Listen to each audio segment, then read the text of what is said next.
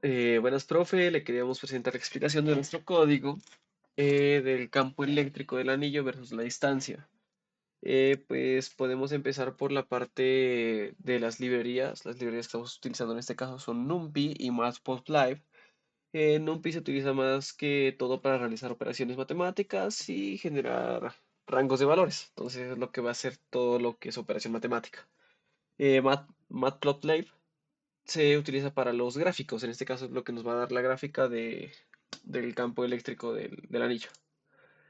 Y por otra parte, en esta sección de aquí, la que marco, se definen las constantes que, como nos lo dice en el ejercicio, las definamos como uno. Entonces aquí tenemos la constante de Coulomb,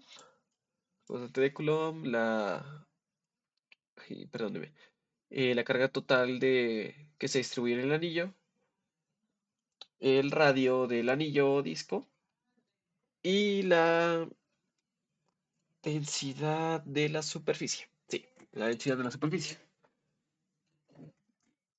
Entonces aquí tenemos los valores. Esto como tal en matemáticas es la multiplicación y la división correspondiente. Y ya con esta parte de aquí abajo podemos crear el z-values. Es para crear el rango de 100 valores de z entre 0.1 y 5. Pues estos valores representan las distancias entre el eje z. Sí, la distancia entre el eje z.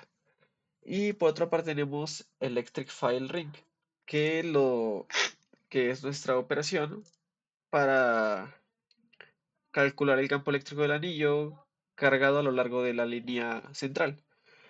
Pues la fórmula como tal es la fórmula de carga normal, lo de la constante por la carga. Entonces esa ya se la define aquí y es la misma, solo que en versión código.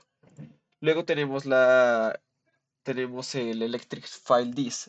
Este nos sirve para más que todo el cálculo eléctrico del disco cargado, pero con la fórmula usada. O sea, en este caso aquí la densidad superficial de la carga y los demás términos representan la ¿cómo era? Contribución total de la carga distribuida sobre el disco. Esta instancia depende del disco a lo largo del eje Z y R. Es pues el radio del disco, ¿no? Y por esta parte ya es la cuestión de la graficación. Ya es donde entra todo lo de Matplotlib y pues ya se encarga un poco más de darle nuestra gráfica. En este caso pues toca definir el tamaño de la figura, toca definir que dibuje las dos curvas para el campo eléctrico del anillo. En este caso pues sería la curva del Electric File Ring y el Electric File Disk. Así se le asignan las etiquetas de colores. Entonces, por ejemplo, aquí están las etiquetas de colores. Y ya.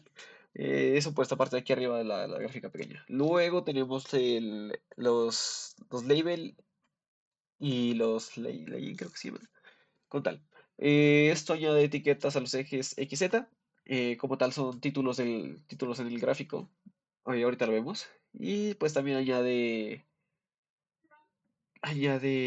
las líneas para identificar las curvas. Perdón, las líneas no, los nombres para identificar las curvas. Como tal, esto de aquí son simplemente nomenclaturas que se le agrega para que se vea a qué depende cada cosa. En este caso ya le doy correr al código para ver qué se grafica y aquí podemos ver la graficación de las curvas que generaría el campo eléctrico del anillo y el disco. Entonces, aquí está, por ejemplo, el campo eléctrico y la distancia. Eh, Muchas gracias.